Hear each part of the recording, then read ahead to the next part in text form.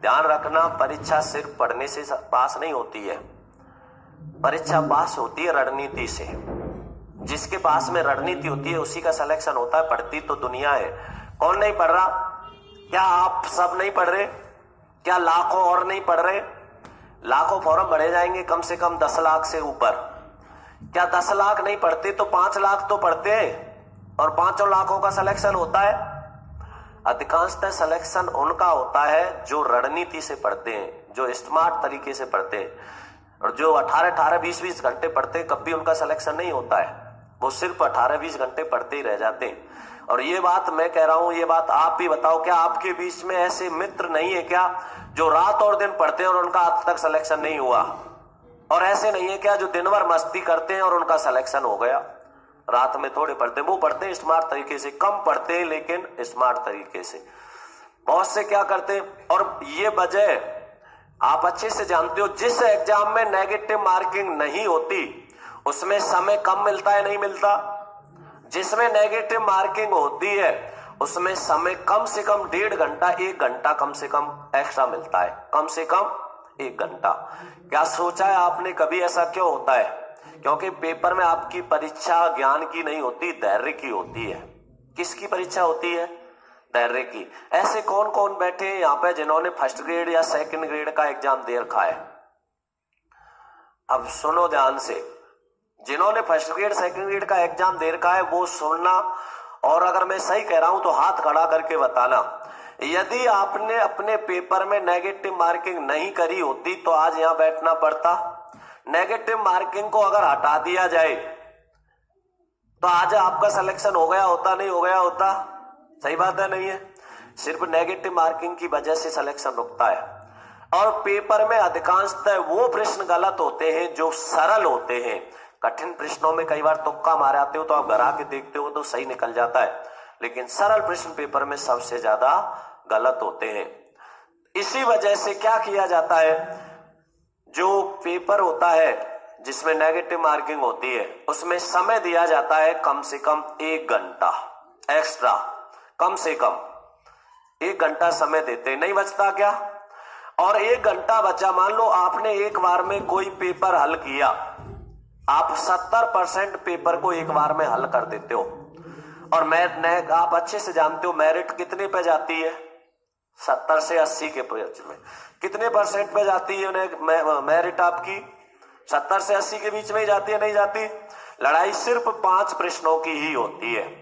जो रणनीति बना के पढ़ता है, जो रणनीति से पढ़ता है वो 70 से 75 आराम से पहुंच जाता है, और जो रट के पढ़ता है या जो 12-12, 14-14, 16-16 घंटे रात और दिन किताबों में रटता रहता है वो 70 से 65 पे आ जाता है। उसका कारण क्या होता है, ध्यान से समझना। मैं ये चीज बताता नहीं लेकिन थोड़ा सा छेड़ दिया इसलिए बता रहा हूं, समझ लेना। 1 घंटा एक्स्ट्रा टाइम इसलिए दिया जाता है कि वो वहां पर परीक्षा होती है तुम्हारे धैर्य की। और धैर्य की परीक्षा क्या होती है? जब भी आप पेपर देने जाते हो, ऐसा कौन है जो सिर्फ 1 पेन लेके जाता है? अधिकांशतः सभी 4 पेन लेके जाते हैं। और 4 पेन लेके क्यों जाते हैं कि बाय द वे एक बंद हो गया तो, दूसरा बंद हो गया तो। नेगेटिव तो तुम तब हो जाते हो जब घर से जाते हो। मैं आपको सच्चाई बता रहा हूं, मैं जितने भी एग्जाम दिए मैं कभी पेन ही लेके नहीं गया। क्यों नहीं लेके गया? कि मुझे अच्छे से पता होता है मेरे पड़ोसी के पास में 4 पेन होंगे। क्या ऐसे समय पे आपको कोई पेन की मना कर सकता है? आप मांगो मत, आप अगर उसको पता लग गया, थोड़ी सी शक्ल ऐसी बना लो रोई सी, तो वो अपने आप देगा, खुद ही दे देगा कि क्या बात है भाई साहब, मैंने यार पेन भूल गया मैं जल्दी में। अरे लो, 2 लो, 1 नहीं 2 पेन लो तुम। आपने पेन ले लिया, जैसे आप पेपर को हल करोगे, जैसे आपका पेपर एक बार में जितना हल हो गया, मान लो एक बार में आपने 70% पेपर हल कर दिया, जो प्रश्न सही होना होता है वो एक बार में ही सही हो जाता है। दोबारा ज्यादा दिमाग लगाते हैं, सही को भी काट के क्या करे आते हो? करते हो नहीं करते? ये बहुत महत्वपूर्ण बातें बता रहा हूं मैं, मेरे खुद की जीवन की बातें, अनुभव बता रहा हूं जो आपके बहुत काम आएगा, समझना। आप क्या करोगे फिर? आपने किसी से पेन लिया, एक बार में आपने 70% पेपर हल कर दिया। 70% पेपर हल करने के बाद में तुम्हारे पास में समय बचता है क्या? 1 घंटा कम से कम। उनकी बता रहा हूं पहले जो नेगेटिव मार्किंग वाले होते हैं। 1 घंटा समय बचा तो आप 1 घंटे में ऐसा करते हो कि पेपर को बंद कर दिया, ओएमआर शीट बंद करके और पेन बंद करके रख दिया और शांति से बैठे हो।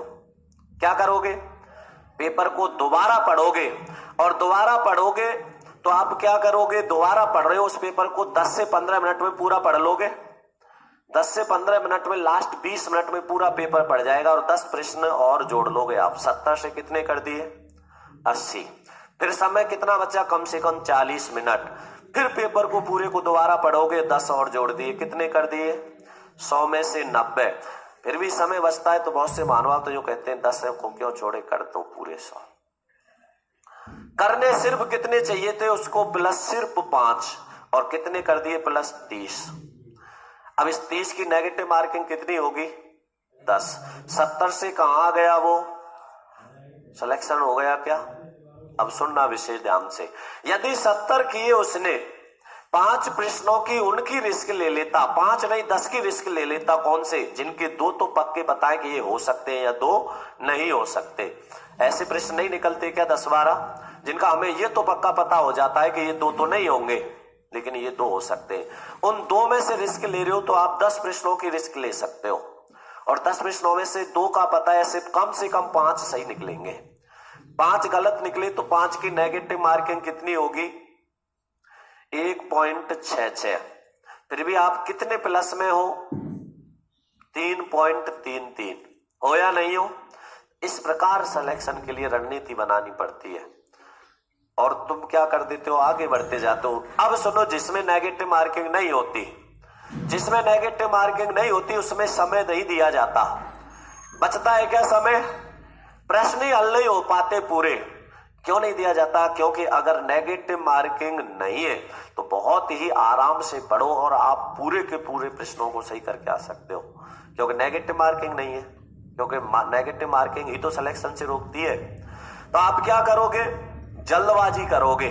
और जल्दबाजी कैसे करोगे? पार्ट आते हैं कई।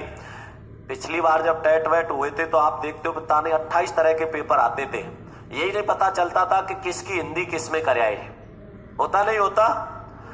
तो अब आप क्या करते हो? जल्दबाजी करते हो, और जल्दबाजी में क्या होता है? लिख रहा है पीछे नहीं है और आप नहीं तक पहुंचे ही नहीं, है का ही उत्तर दे दिया। वहां पूछ रहा है नहीं और आप क्या करते हो? है से दे आए। प्रश्न क्या हो गया? गलत। इस वजह से वहां परीक्षा आपके ज्ञान की नहीं, किसकी हो रही है? धैर्य की, कि तुम्हारे अंदर धैर्य कितना है। जिसके अंदर जितना ज्यादा धैर्य होता है उसका सिलेक्शन उतनी आसानी से होता है। इस वजह से ज्यादा पढ़ने वाले का सिलेक्शन नहीं हो पाता, कम और रणनीति बनाकर धैर्य से पढ़ने वाले का सिलेक्शन हो जाता है। इसलिए सिर्फ पढ़ाई से ही नहीं होता, रणनीति भी बननी होनी चाहिए। मैंने अधिकांश लड़कों से लड़कियों से सुना है कि सर साइकोलॉजी याद होती नहीं है। सबसे सरल विषय है और आप उसकी कह रहे हो याद नहीं होती। सबसे सरल विषय ही साइकोलॉजी है, जो याद करने की जरूरत ही नहीं पड़ती, उसको जीना पड़ता है, अनुभव लेना पड़ता है उसका। मैं खुद कह रहा हूं मुझे सबसे कठिन सब्जेक्ट लगती साइकोलॉजी थी, लेकिन जब उसको समझा सबसे सरल विषय, क्योंकि जन्म से वृद्धावस्था तक हमारे जीवन पर ही तो आधारित है। लोग कहते हैं परिभाषा रटते, याद ही नहीं होती। रटनी नहीं है, रचनाकार है जो परिभाषा का लेखक है उसका ध्यान रखो, और कोई हर परिभाषा में, हर लेखक की परिभाषा में कोई एक महत्वपूर्ण शब्द नहीं होता, उस शब्द को रखो याद और लेखक को याद रखो, परिभाषा याद ही नहीं करनी। जैसे आप कहते हो मनुष्य जन्म से लेके वृद्धावस्था तक कुछ ना कुछ सीखता है, इसका मतलब क्या है? जन्म से लेके वृद्धावस्था तक कुछ ना कुछ करता है, नहीं करता? वो कुछ ना कुछ करो ही करो, मतलब करो एंड करो, ऐसे समझनी पड़ती है परिभाषा। इसलिए रणनीति बना के पढ़ोगे तो